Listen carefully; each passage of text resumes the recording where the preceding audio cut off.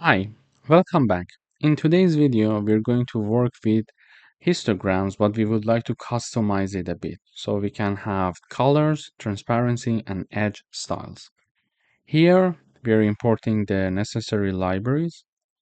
We are having 1000 numbers being generated using the standard normal distribution using the rand_n function, and we are assigning it to our data variable.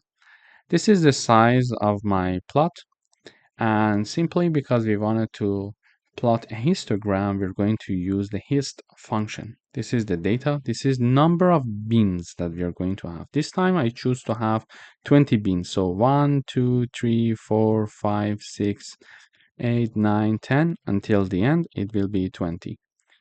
Now we choose the color, which is purple.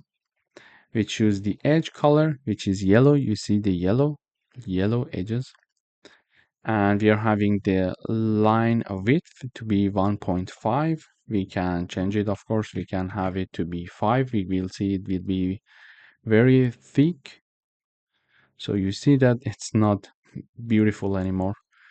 And let's choose a good number so it's beautiful. Okay, then we are having the alpha, which is the transparency adjustment, and it's 0.7.